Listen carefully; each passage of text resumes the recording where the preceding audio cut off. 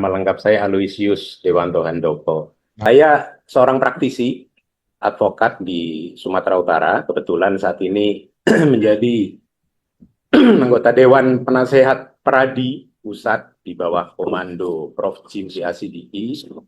Lalu di daerah sendiri saya sebagai Sekretaris Dewan Kehormatan Daerah Advokat yang tergabung dalam Peradi. Kebetulan juga saat ini saya duduk atau didapuk menjadi Dewan Nasionalnya Setara Institute. Saya kira kalau Mas Ari banyaklah kenalan teman-teman di Setara Institute. Saya kira itu, Bung Verlan, perkenalan singkat saya. Oke, Mas Dedi, langsung lanjut aja dengan penyampaian refleksi. Ya, saya kira sebagai pemantik diskusi, Bapak Ibu, Saudara sekalian, 80 tahun kemerdekaan ini, saya kira kalau untuk merefleksikan gerak negara kita sebenarnya tidak terlalu sulit dan bisa diambil dari konvensi ketatanegaraan kita, pidato kenegaraan Presiden Prabowo kemarin begitu ya. Tapi kalau saya lihat dan saya ikuti beberapa refleksi kemerdekaan RI sebelum-sebelumnya, jarang sekali refleksi itu dimulai dari visi misi sekaligus program dari negara kita. Padahal visi misi negara itu tertuang secara jelas dalam pembukaan Undang-Undang Dasar 1945. Dari situ kita bisa berangkat untuk melakukan evaluasi dan sebenarnya pidato kenegaraan itu bentuknya seharusnya laporan gitu ya, semacam laporan kerja lah. Apakah visi misi negara kita yang sudah kita breakdown ke dalam program-program nasional lalu ditindaklanjuti dengan kegiatan-kegiatan itu sudah tercapai atau belum, dan tentu saja harus ada semacam matriks gitu ya, capaian-capaian secara kualitatif, secara kuantitatif, lalu verifikasinya apa begitu. Nah, dalam pidato kenegaraan kemarin itu yang saya lihat belum tampak, masih blur gitu ya. Artinya kalau kita mulai dari visi negara kita sebagaimana tertuang di dalam pembukaan Undang-Undang Dasar 1945 adalah, kalau boleh saya rumuskan, negara kesatuan Republik Indonesia yang merdeka, bersatu, berdaulat, adil, dan makmur. Itu visinya. Lalu misi itu dituangkan ke dalam alinea keempat dalam Undang-Undang Dasar 45 pada bagian pembukaan. Sering juga beberapa pengamat tata negara mengatakan itu sebagai tujuan. Tapi saya kira menurut saya lebih tepat itu misi. Misi yang pertama melindungi segenap bangsa dan tumpah darah dan seterusnya. Lalu misi yang kedua memajukan kesejahteraan umum. Misi yang ketiga mencerdaskan kehidupan bangsa. Misi yang keempat turut serta melaksanakan ketertiban dunia dan seterusnya. Jadi ada 4 itu. Dari 4 itulah diturunkan ke dalam program nasional tentunya. Kalau misi yang pertama ya tentu programnya perlindungan, karena kata kerjanya melindungi. Yang kedua memajukan kesejahteraan, ya berarti program kesejahteraan. Yang ketiga mencerdaskan, ya berarti program pendidikan. Misalnya yang keempat turut serta melaksanakan ketertiban dunia dan seterusnya, ya berarti program pembangunan networking di tingkat internasional. Maka menurut saya ya cukup sebenarnya tunjuk saja 4 menteri kunci begitu untuk 4 misi itu. Yang pertama ya tentu Menteri Pertahanan, yang kedua memajukan kesejahteraan umum, ya bolehlah ada UMKM, ada Menteri Perekonomian, lalu yang ketiga pendidikan, tentunya Menteri Pendidikan, yang keempat Menteri Luar Negeri dan seterusnya. Jadi sebenarnya 4 kunci program itulah ya tentu bisa ditambahlah dengan Menteri Keuangan sebagai kasir misalnya begitu kan, dan seterusnya. Mungkin cukup 8 sampai 10 menteri ya, kalau 8 sampai 10 menteri masa menteri koordinatornya 8 kan nggak mungkin. Kalau 10 kementerian ya koordinatornya cukup 2 atau 3 begitu kan.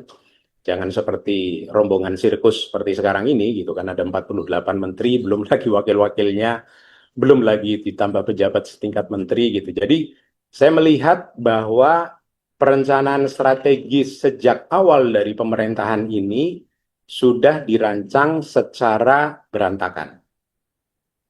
Sehingga ketika kabinet merah putih begitu ya, menetapkan visi yang tertuang dalam Astacita. Kalau dulu 2014 Presiden Jokowi pernah menuangkan visi dalam yang diberi judul Nawacita, sebenarnya bisa saya anggap bahwa itu visi strategis gitulah. Karena visi strategis itu kan turunan dari dari Grand Vision begitu kan, untuk dipecah ke dalam periode waktu tertentu. Jadi Astacita kan sampai nanti Indonesia Emas gitu ya. Indonesia Emas tahun 2045. Jadi menurut saya rancangan pemerintahan saat ini sejak awal itu sudah keliru karena hanya mengakomodir kepentingan-kepentingan politik dari orang-orang yang memang mendukung pemerintahan Prabowo. Jadi banyak sekali disorientasi dalam program-program pemerintahan saat ini. Sangat disorientatif. Itu yang menurut saya harus digarisbawahi. Nah, oleh karenanya kemarin kalau kita sempat mendengarkan mendengarkan pidato kenegaraan Presiden Prabowo, itu kan kelihatan juga masih blur begitu ya. Karena berangkat dari disorientasi atas rencana kerja atau perencanaan strategis dari pemerintahan ini paling tidak sampai 2029. Gitu. Jadi kalau Pak Prabowo beberapa kali ya sependengaran saya beberapa kali menyitir perlunya merujuk kepada pasal 33 Undang-Undang Dasar 1945, terutama itu kan turunan dari sila kelima ya, keadilan sosial itu, dan beberapa kali sependengaran saya sampai 3 atau 4 kali begitu ya. Tapi kan praktiknya justru disorientatif, praktik di lapangan. Program yang digariskan, lalu bentuk kegiatan-kegiatan yang ditetapkan itu justru secara kontradiktif berlawanan, ya secara diametral justru berlawanan dengan semangat yang ada dalam pasal 33 Undang-Undang Dasar 45. Kalau Presiden Prabowo mau memajukan kesejahteraan umum, tentu dari misi yang kedua, ya seharusnya orientasinya adalah mensejahterakan kelompok masyarakat yang belum sejahtera. Dan kelompok masyarakat yang belum sejahtera itu 97% diantaranya, ini kalau saya sampaikan data-data itu, silahkan saja kalau mau dicatat, karena itu bisa saya pertanggungjawabkan secara akademis, karena itu memang penelitian saya. 97% rakyat Indonesia itu menggantungkan hidup dan sumber penghidupannya atau mata pencahariannya itu kepada sektor UMKM. Kalau memang mau konsisten melaksanakan pasal 33 Undang-Undang Dasar 45. Dan bagaimana bentuk praktis perlakuannya? Sebenarnya bentuk praktis perlakuannya adalah sederhana. Kalau saya boleh mengambil semangat negara-negara yang tergabung dalam WTO atau WTO, WTO itu pernah membuat satu agreement di tahun 2012 yang berjudul Government Procurement. Itu tahun 2012. Negara-negara anggota WTO itu sepakat untuk bersama-sama mengupayakan kemajuan negara-negara berkembang. Nah, ini sebenarnya semangat ini bisa kita adopsi untuk memperlakukan 97% masyarakat Indonesia yang menggantungkan hidup dan mata pencariannya di sektor UMKM. Mereka lah mayoritas masyarakat Indonesia yang belum sejahtera. Nah, saya lanjutkan dalam artikel 5 dari WTO agreement itu dikatakan bahwa negara-negara anggota WTO atau WTO itu sepakat untuk memberikan perlakuan khusus dan berbeda kepada negara-negara berkembang.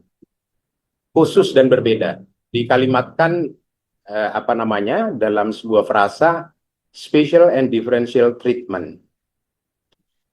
Nah, itu yang belum terjadi di negara kita.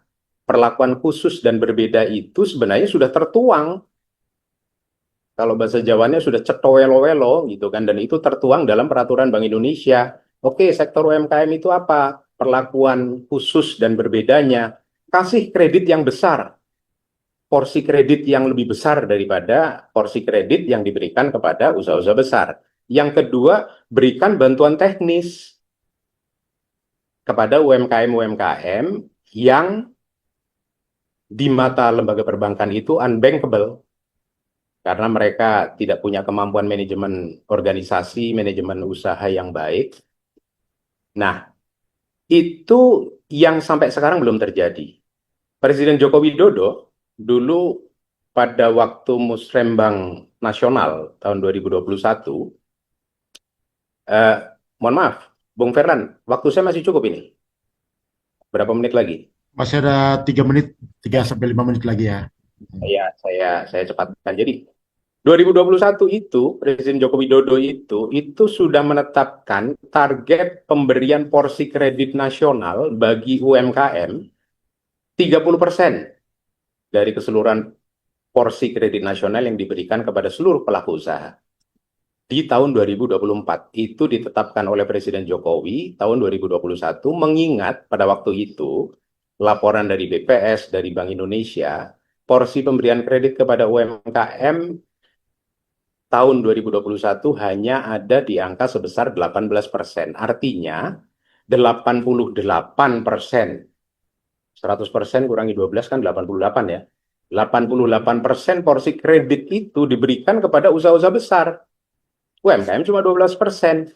Dan setelah saya lacak laporan Bank Indonesia per November 2024, dan saya yakin itu tidak berubah banyak, porsi kredit kepada UMKM secara nasional itu ada di angka 18,7%.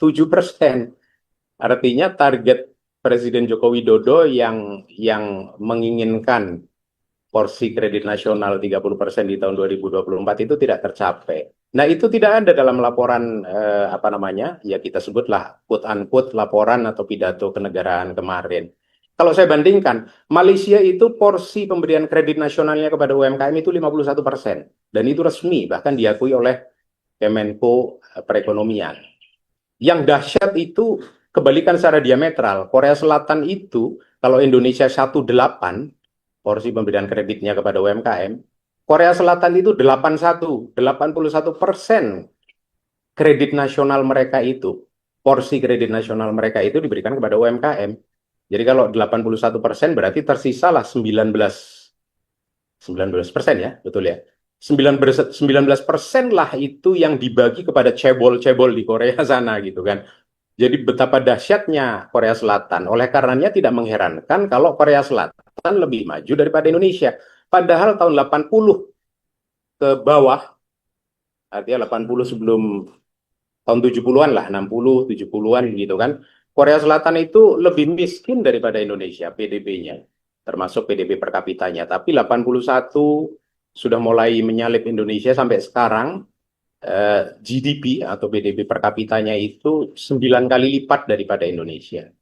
Nah, ini tidak tampak di situ. Padahal dari pidato kenegaraan kemarin, Prabowo seperti memberikan retorika populis yang sangat mengagung-agungkan pasal 33 Undang-Undang Dasar 45, dan muaranya adalah kesejahteraan umum sebagaimana tertuang di dalam misi negara Republik Indonesia yang kedua, memajukan kesejahteraan umum.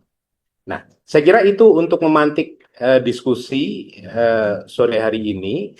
Intinya bahwa pidato kenegaraan itu masih jauh panggang dari api karena memang perencanaan strategis dari kabinet yang sekarang itu dimulai dengan cara yang bukan sedikit tapi memang berantakan begitu. Oke.